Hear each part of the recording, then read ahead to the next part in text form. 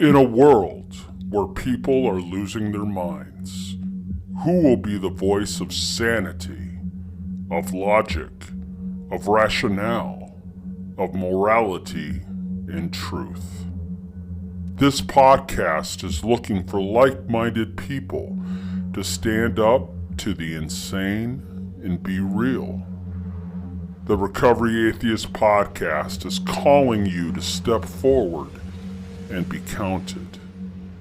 Welcome to the voice of change. Welcome to the Recovery Atheist podcast. Well, hello, everybody out there in Podcast Nation. Welcome to the Recovery Atheist podcast, and I want to say that I am so happy that you've been able to join me in this next episode I'm bringing to you. First thing I want to do is I want to give a great shout out to everyone who has been downloading my episodes and who has been giving me all the support that is there. I want to thank everybody who listens and has been passing on the word to other people about my show. It's very exciting. I want to thank all the different countries and the cities out there that are downloading and who has helped me make this podcast what it is today. So, lots of good things going on. I want to say thank you also to my man out in Indianapolis. I ended up sending him a shirt. Eventually, I'm going to give him a shout out. I'm going to have him give me a topic to do a podcast on, and I'm going to give him a shout out. I want to thank him for listening to the show. Yeah, it's been good. Things have been going good. How's things been going on with you? Give a little bit of an update here in the future. I've sent out a lot of emails to different people to do some more interviews. I'm trying to get a hold of Aaron Raw, Matt Dillahunty, Seth Andrews, Sam Harris, Dan Dennett. These are all major atheists in the country, and I'm looking at trying to get them to come on the show. We'll see what I can do with that. I also have a friend of mine who is friends with Andy Dick, the actor, who has obviously gone through his issues of being a user, an abuser, an addict, who is now on the road of recovery, and possibly might be able to get him on the show as well. So I'm very excited about what 2021 represents and what could possibly happen this year. So the main thing, what I wanted to go into tonight is it's something that I've noticed. And I've heard it off other podcasts. Seth Andrews has talked about it. Matt Dillahunty has talked about it. There's another podcast that I listen to called Apologia on YouTube, and I would suggest you check it out. Very good. Another guy I would like to eventually talk to and see if I can't get him on the show. Anyway, it's about interpretations and how people look at interpreting certain things that are happening in their life, certain things they read or see on the news. How we interpret things and look at things have a huge impact on what decisions we end up making in our lives. So I want to go in that direction tonight. And there's so many different topics that we use our interpretations on to give us certain values, beliefs, gives us concerns and things that we feel off our interpretation we need to fight for or defend against to protect ourselves. So we're going to go right on in to the definition. And the definition is this: the action of explaining the meaning of something. The explanation or way of explaining, a stylistic representation of a creative work or a dramatic work. Let me repeat that. The action of explaining the meaning of something. The explanation or way of explaining it, a stylistic representation of a creative work or a dramatic work. So, as I'm looking at that definition, I'm sitting there and I'm going, okay, as humans, what do we do? What interpretations do we have or use our minds to interpret things in our lives? Well, there's some big topics right off the bat. There's definitely, being the recovery atheist, I go and have a lot of discussion about religions and organized religions. And so religions has a lot of interpretations. You can take the Bible and everything that's in it, and you can interpret it the way that you want to interpret it. It can be changed into whatever way that you want it to look. In fact, that's one of the number one arguments that an atheist like me gets, that when I take a scripture and say, well, what does it mean by this? When it's saying this, it sounds pretty much like it's saying this, and it's something negative. The apologetic will come back and say you're taking it out of context. Your interpretation is not right. Again, it's all about interpretation. So it makes it really easy to use that excuse to take something and interpret it the way that you need it to work for you and adjust it that way. Right? What if there's just, just a real way of looking at it where interpretation doesn't mean anything at all? What if there's just truth and fact in it, and that interpretations one way or the other ain't going to matter? It's pretty cut and dry, black and white. I would say, that we know that murder is wrong. But yet in our court systems, we have a huge interpretation of that, of whether it be first-degree murder, second-degree murder, third-degree murder, manslaughter, involuntary manslaughter. I mean, you look at our legal system, and there is plenty of interpretation with all the crimes that can be committed. There is not a set one charge, one punishment for that charge of murder. There's many classifications and degrees of how bad that crime was. And it goes off interpretation. It goes off what the jury sees it, the judge sees it, and then it gets passed down through sentencing that way in guilty or not guilty verdicts. So when you look at our world that we live in today, there's plenty of it. So some of the topics that I'm going to discuss when it comes to interpreting. You've got religion. You've got recovery in AA. You've got just normal life and interpretations of what life is, relationships, work, the world, politics. And so some of the synonyms to the word interpretation is analysis, meaning, perception, clarification, reading, judgment, translation, explanation. One more time. The synonyms: analysis, meaning, perception, clarification, reading, judgment, translation, explanation. So here we go. Let's look at religion. There are so many ways when you look at the biblical text that people can interpret it the way that they want it to be interpreted. In fact, when you look at all the different denominations that are out there, First, Second, Third, Fourth Baptist, and Lutherans and Catholics, and all the different denominations, each one of them in their own way twists the biblical text into what their interpretation is of what God is wanting from them, to allow them to be able to make it and have everlasting life and death.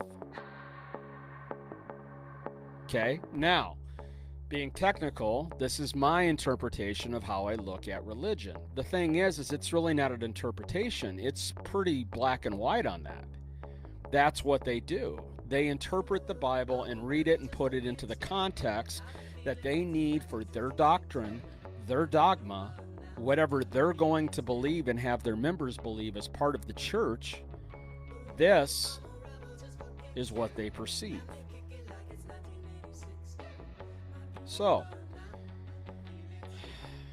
I was going down that deep rat hole on YouTube the other day. I'm sitting at work, slowed down a little bit at work, so I had some time to watch some videos, and I'm doing some investigation into this. And I hadn't gotten the podcast name together yet or what the topic was going to be, but I'm watching these videos. I ended up sending them to my mom, and she was like, "Oh, what are you doing? Some investigating for podcasting?" I said, "Yeah, I think I might." She goes, "Oh, what would you do it under?" And I says, "I think I'll do it under interpretation, how we interpret things." So the videos I sent her was about heaven and hell, angels, and how each one of them, heaven, hell, and angels, if you look all through history, they all have different interpretations of what that is and what it is. And that's just the truth of it. I mean, there's people that say hell is here on earth, that like what I've gone through in my life is hell, right?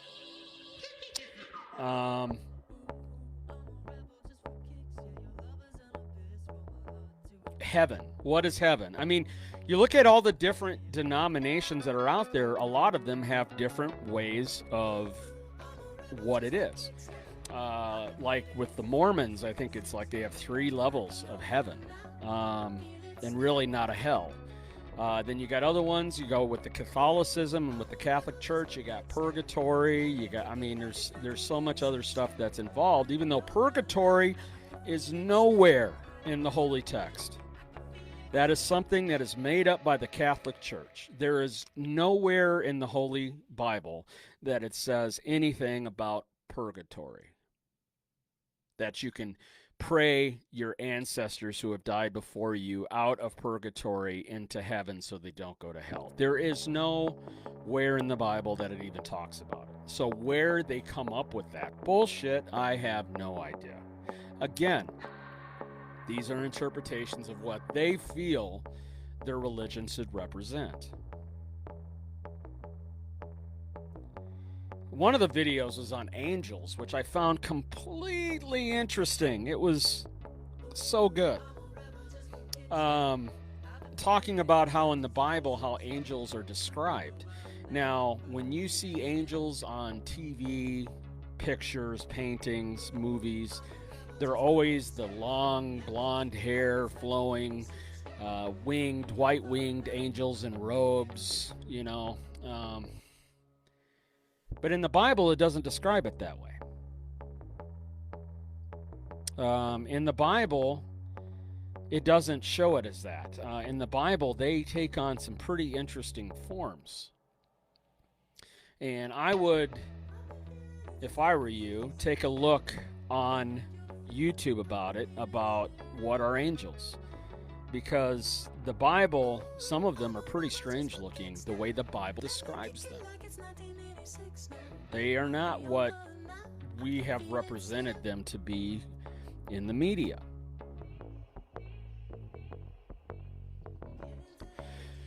One of the biggest questions when it comes to interpretations is, what about death?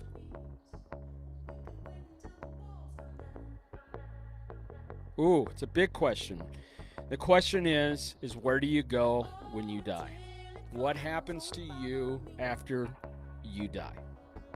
Right? And you got, I mean, it's all over the board. It can go all over the board. You got people, you know, Catholics would say you go to purgatory, and from there, you know, it's decided from the prayers you receive whether you go to heaven or hell. You've got the normal Baptist, Pentecostals, and those that if you follow the law and live life according to Christ, then have Christ in your life, in your heart, that you'll go to heaven. If not, you'll go to hell. You've got people that believe in reincarnation, to where whatever bad you have done in the life, you'll be brought back to try to correct those mistakes. And then you got people like me. I don't believe there's anything after death. I believe when I die, I will be no longer existent, and I won't even know it.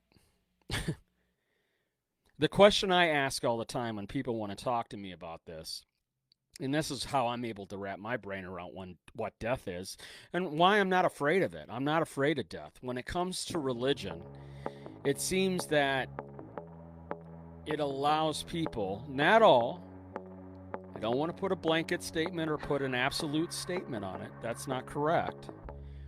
But a majority of them, I think, are afraid of death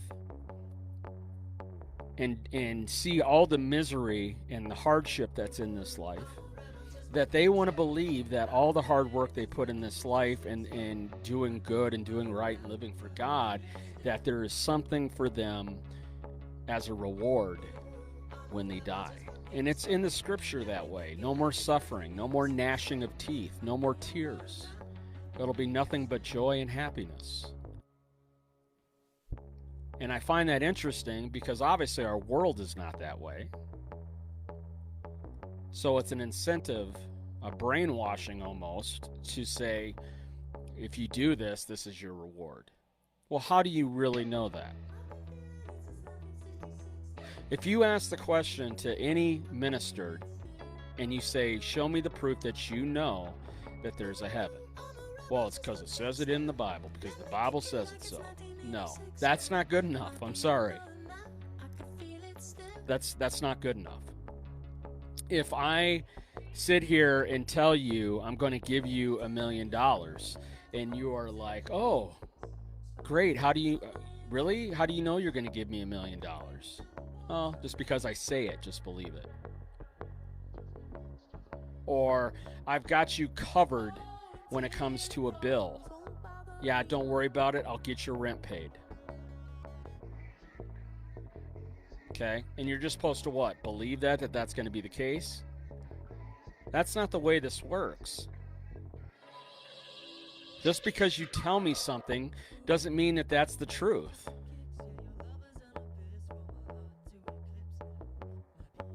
Okay? You're wanting me to believe in things that there is no proof, no substance to it whatsoever, except for a book that was written 2,000 years ago. That if it was written today would be in the fiction category of the library. It's supposed to be the perfect word of God, but the truth is there is a lot of imperfection that is in that book. So it is not the perfect word of God. If it is, or if they say it's written by God, then God must be imperfect. Period. For me, the way I look at it is I do not have, and I ask this of people, do you have any memories or consciousness before you were born? Do you remember anything before you were born? Hell, you don't even remember things after you were born until you get a little older. Do you remember anything before you were born? Now, I know there's going to be mystical people and psychics and, oh, yeah, I remember. No, you didn't. You're so full of shit. That's like these people that have near-death experiences. They, oh, it's a white light. Well, no, we've figured out what that is. It's called DBT. It's a chemical actually in the back of your brain that causes hallucinations when you die, that's released only when you're dying to allow you to hallucinate in that manner. We know that. Look it up. It's now being used and abused by people to have hallucinations and trips by using it recreationally. It's science. So if in your mind you think that there's going to be this white light in heaven coming to you, then you're going to hallucinate that because it's being released into your brain that way. Doesn't mean that makes it real.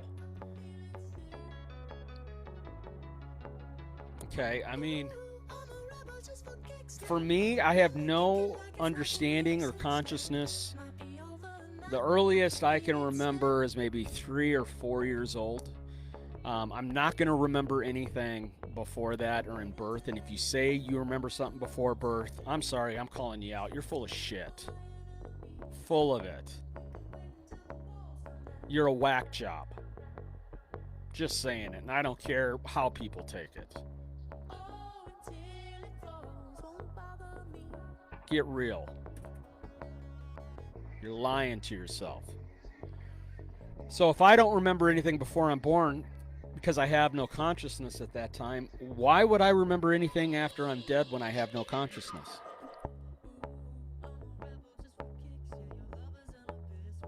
That's my interpretation of it. Why would I have a consciousness if I'm dead? I had no consciousness before I was born. Why would I have consciousness after my brain dies? It makes no sense to me that people think that there's this great, beautiful beyond. I will return to the earth like every other animal and beast that is on this planet. Ashes to ashes, dust to dust. What goes in the ground will spring forth life. That's what I am. Worm food. People are like, well, you're saying that if after you died, you don't care what people do to your body or anything like that? Desecrate it? No, I don't. I don't care. I'm dead. I'm not going to know. You want to piss on my body? Go ahead. I don't care. I'm not going to fucking know. My consciousness is gone. Now, Christians in that, in their interpretation, will say, well, that's such a sad way to live. That's such a sad way to live. You have no purpose in your life. You have nothing that you're living for. No, I live for every moment that I'm living in today. My purpose is living in this moment, not for something that happens for me after I die. You're the one that's sad. You're the one that's weak-minded. You're the one that can't accept reality and enjoy the moment that you're living in. You always have your mind looking forward to when you die. I'm not looking forward to when I die. I'm looking for what I can do right now. That's the difference. And in fact, in my feeling on it is I have more purpose today than I ever did when I was around religion. You know, they talk about all the time in religion, you pick up and you carry the cross. Because you have a cross to bear, right? Well, guess what? I have a cross to bear today. And this is the first time in my life I actually feel a purpose. There's a reason I do what I do today. And God and religion did not give that to me. How about AA and recovery? Interpretations of that. It's all over the place. You've got old timers that will sit there and say one thing, and the newcomers coming in that don't agree with it. You got people that are in the middle.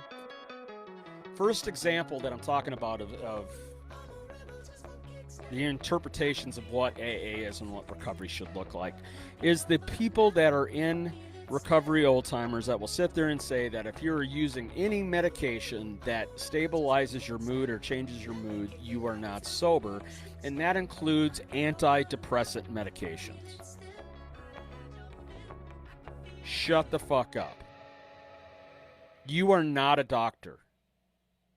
You don't get to decide that just because you've been in AA for 30-something years. Go fuck yourself. You selfish fucking prick in your ego. Why don't you just continue on being a dry drunk? Because I guarantee you have things about you probably should be medicated for. I take Celexa for my antidepressant. I'm on Trileptal for my bipolar. Without that medication, I cannot stay sober.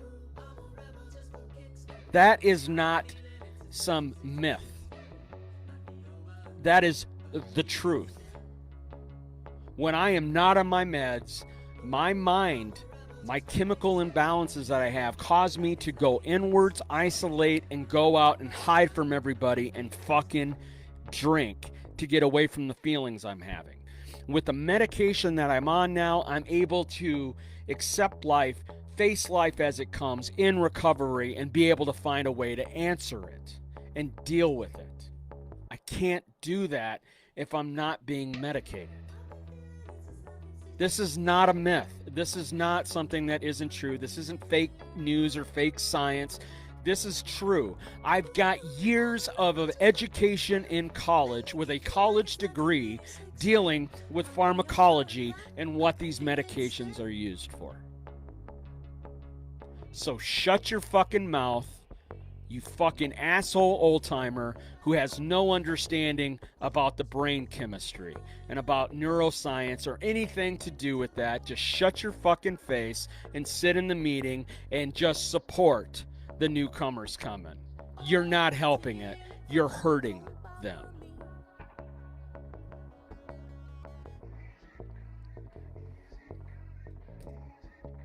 There's so many interpretations of how recovery is supposed to look. Oh, I'm an atheist. I can't have recovery because I don't believe in a God. Really?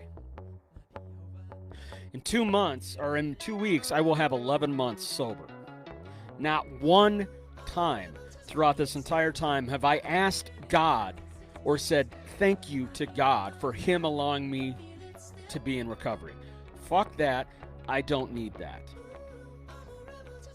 By doing that, it takes away any responsibility on your end for what you do. So if you are putting in the hard work to do what you need to do in recovery to recover and stay sober, it's okay to give yourself a little bit of credit for that. The work in recovery is fucking hard.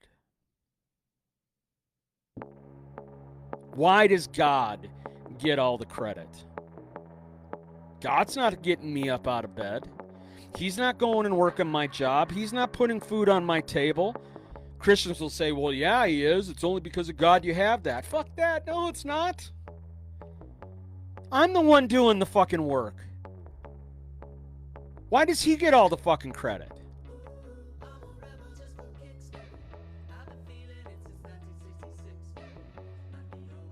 And it makes it so easy in that for people to not take responsibility for things in life. They just say, oh, God's got me. God will help me figure it out. God will figure it out for me. It's in God's hands. No. Faith without works is dead. So you cannot just sit back in recovery and just put it all on God. You might as well go have a drink. You might as well go shoot up. You might as well go snort up. You might as well go smoke up. Let's start being real about this shit. You know, that's the biggest thing in recovery that has screwed me over the last 18 years of being in recovery in AA. Is I sit there and I listen to these bullshit theories and slogans and things that they have, and it's all bullshit. Let's start calling it out for what it is. It's bullshit. Let's start being real. You know, it says we need to be honest, open-minded, and willing in the big book. Those are principles that we need to have to be able to have this spiritual experience, is what they call it. Then guess what? Let's be honest about it. The philosophies of the way AA was in the 1930s is not the same as it is today. We have new information about what recovery is, what addiction is, the disease that's involved behind it. This is not 1936, people. Now, the idea of the steps and the principles that are put with it are still good today. But if you're going to put morals and values of the 1930s on us in 2021, it is not going to fucking work. You wonder why AA is losing numbers every year, especially amongst the young people, is because you're not talking the young people talk. They don't care about Johnny Barley, what's his name? John Barleycorn. They don't care about John Barleycorn. They don't even fucking know who John Barleycorn is. It's so funny when I'm in an AA meeting and I watch someone read that, and it's a young kid reading it, and he just looks up like, what the fuck is that? Who is John Barleycorn? They have no idea. There is so much stuff that is written in that book that these young people read, and they have no idea what it is fucking meaning by what it is saying. And then we wonder why they struggle when they're reading to try to understand and hold on to this information. You got to break it down for them, sponsors. That's the good thing about the younger sponsors, is that they realize that, and they will sit there and talk with you and work it out with you to understand what it's trying to say. With my sponsee and my sponsor, we both have that idea of we're going to use newer terms when we're discussing this. Yes, we will use the same script out of the same book. That's what we should do. But when it comes to certain readings in the book, we have to break it down into more progressive terms. Otherwise, the young person is not going to be able to understand what it means. So let's stop berating these newcomers because they're not getting the program when it's hard for them to even understand the book that's in the program. How about stop with your ego and your self-centeredness about how great you know that big book and how you know it from front cover to back cover, and how about you actually help the newcomers that are coming in instead of sitting on your ass judging people? You, my friend, are an asshole.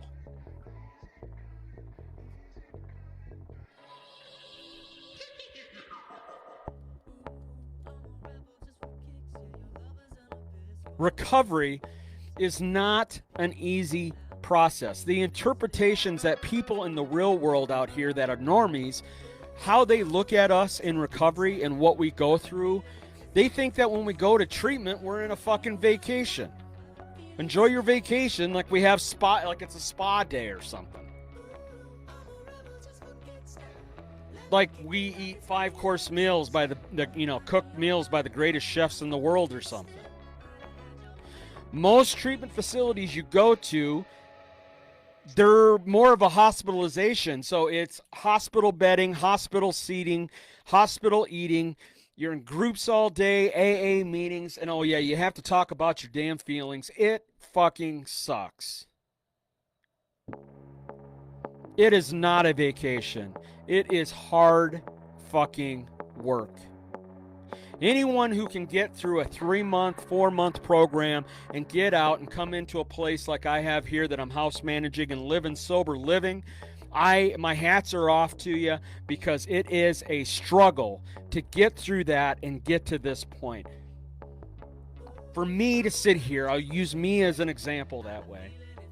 For me to sit here with almost 11 months, thinking back to where I was at last January at this time, I was about ready to get my first DWI. My life was a shit show. It was going nowhere but down the toilet, and having suicidal thoughts, really wishing I could just drink myself into a coma and never wake up again.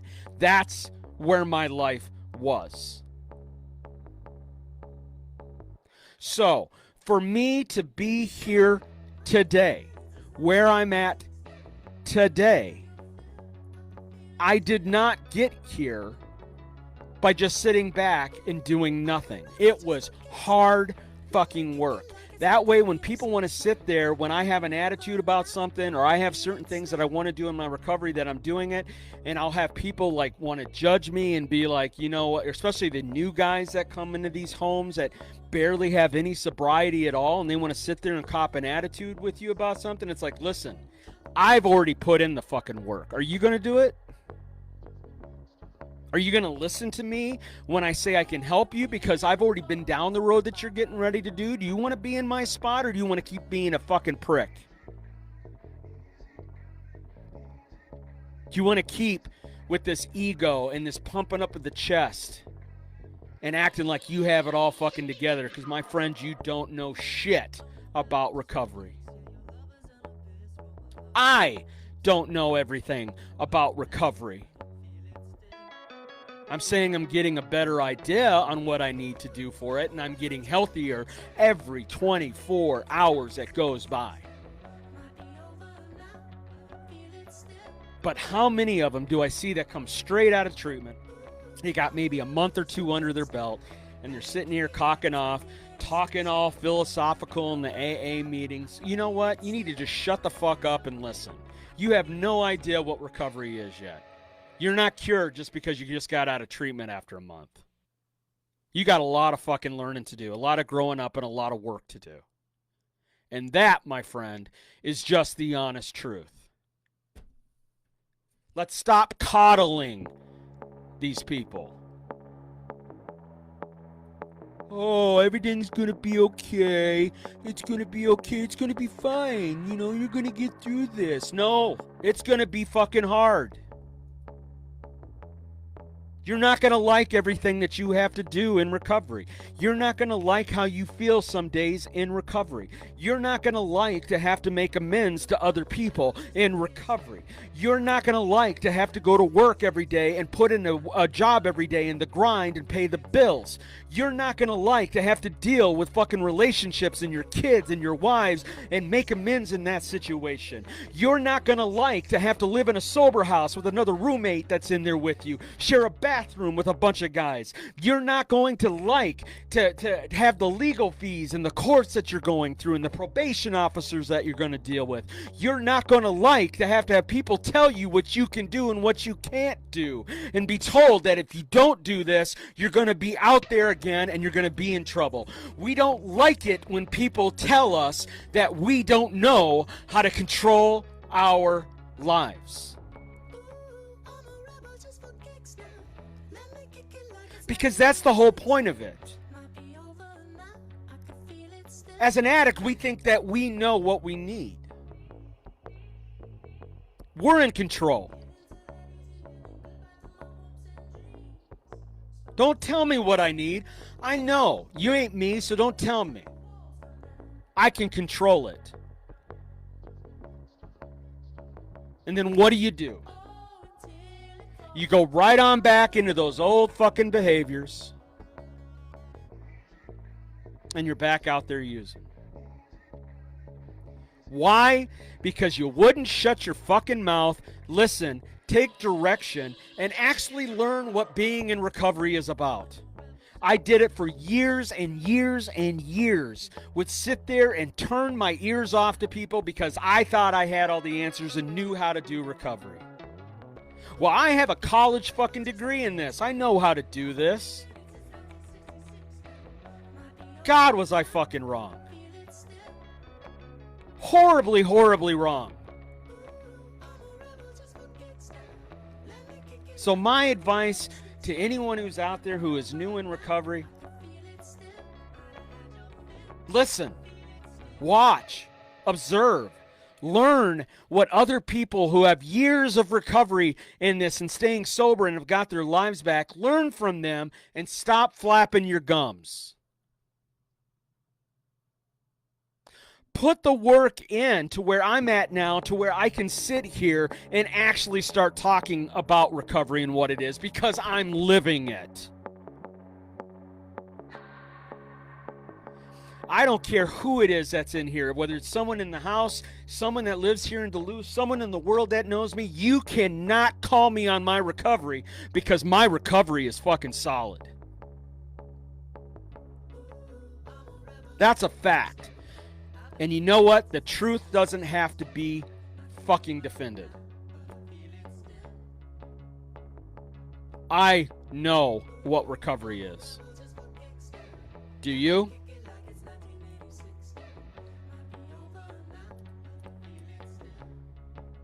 You know, the biggest thing with interpretations, when it all comes down to it, how we interpret things, how we define things that way. The correct way of interpreting should be something to where we interpret it, go to someone and say, this is how I'm seeing it. Is this correct? Or am I wrong in feeling this way? I do that all the time. I will have emotional responses to certain situations that I'm in, and I will go to my boss, Nina. Say it's something at work that's annoying me. I will go to my sponsor. I will go to Tim, my clinical director. I will go to other people, my parents, other people that I'm friends with who's in sobriety, and be like, okay, I'm having these thoughts. These are what the feelings are having. This is what happened. Is this a good representation of what is going on in this situation? Am I interpreting this right? Now, by doing that, it allows us to be open-minded to different ways of looking at it, because somebody else's interpretation might be completely different than yours. In some of my older podcasts with JR, I mean, we had it where we talked about it, about fictional stories, that all of our stories are fictional. I'm sitting here talking to you about my life, but it's up to you to decide whether or not you believe it or not, to make it fiction or nonfiction. Now, for me, I know whether it's fiction or nonfiction, but for you to interpret it, it's up to you to make it what you think. If you believe what I'm saying is being true, then it's going to be not a story of fiction. It's going to be nonfiction. It's going to be truth to you. When it comes to interpreting things, we both could see the same accident happen in front of us, and both of us, even though we were standing side by side with each other, can interpret it, that exact same situation, completely different, even though we were standing right next to it and saw all the same thing. We both can have a different view from it. That's why it's so important with our interpretations that we get validation for that interpretation. Is there a factual basis to this? Is there reason and logic to the reason why I interpret it this way? Or is this false? Is this a feeling of fear? Is this something that I am worrying about, something that really isn't I should be concerning myself with? I do this all the time, where I will interpret a situation and I will sit there and worry and fear about it over 6 months, and how bad it's going to be, and then I get to the situation and it's not that way. My DWI is a perfect example of that. I'm thinking my life is over. I got a DWI, double the limit. It's a gross misdemeanor, almost a felony. I'm thinking it's done. I mean, I'm never going to get my license back. I'm probably going to have to do jail time. I was so scared about it. How much is the fine going to be? In the thousands? I was making it so bad on myself, and it hurt. And eventually I had to just say, and I told my mother this, I had to just say, you know what? This is going to the back burner. I can't hold this anymore. It's too hot. I've got to put it on the back burner and realize what's important, and that's my recovery. And so I got into that. Once I got to the situation where they gave me a plea deal on it, worked it all out, didn't have to go to court, was able to do it all over Zoom, was able to get the plea agreement signed and sent down. Everything got done while I was living here in sober living in Duluth. Didn't have to do any jail time, no community service, $500 fine, lose my license for a year, and 2 years of probation. I get through that, and it's lowered down to a misdemeanor. 3-4 years from now, it's not even going to even be something that's going to be a big deal. Life goes on. But our interpretations of what that life is can cause destruction in our lives. We need to validate, we need to verify that the interpretation that we're having is based on reality. Because if it's not, then you're going to make bad decisions. You're going to make some knee-jerk reactions, some knee-jerk decisions to do things that is only going to hurt you in the long run. Ask questions. It goes back to it. I'm going to end on this. It goes back to, again, the principles that are in the big book. The idea of how does this work? How does recovery work? How? Honesty, open-mindedness, and willingness. Are you honest about what you have done and what you're willing to do and the thoughts that you're having with another individual? Are you open-minded that there could be a solution and a different way to do this to where you never have to drink or use drugs again? And are you willing to do whatever it takes to achieve that goal of recovery and be able to go throughout life without having to have an artificial substance in your system to make you feel like your life is okay? If you can answer yes to all of those questions, then I invite you. Email me at therecoveryatheist@gmail.com. Get a hold of me on Facebook, Del Bacon on Facebook. You can find me, listen to my other podcast, Spotify. I'm on Twitter, Instagram, YouTube channel as well for my video channel. Get a hold of me. Let me talk to you about it. Let me show you the way. Let me show you different resources you can use to get yourself in that. If you have some way of doing it without getting a hold of me, then I challenge you. It's time. What are you waiting for? You can't tell me that you're really happy with where your life is at today. So do something about it. Nobody else is going to do it for you. God's not going to do it for you. You got to stand up and ask for help yourself. So, I challenge you to do that. Come walk with me. Come walk with me in recovery, and I'll show you how great it is. I will show you the freedom that you can have. I hope you take the journey with me. I want to thank everybody for coming and listening to my show. Like I said, there's going to be a lot of great shows coming up here in the future. I hope everyone is doing well now that we're a little bit into 2021. I hope things start calming down a little bit. And just remember, love each other as you would want to be loved. Treat each other like you would want to be treated. Let's care more about each other. Let's try to be the society that we all want us to be, and not this hateful, racist, just hate mongers. I mean, just so much hate that I see every day. Let's change that. And all it takes is one person to do it. I'm going to be one to stand up and do it. Will you? I challenge you to do that as well. All right. Well, take care, everybody. Be safe out there. I love all of you. Peace. Thank you for listening to the Recovery Atheist podcast. It's now up to you. What will you do with what you've heard? How will you use it? I challenge you not to stay silent. Be heard. Be real. Be different.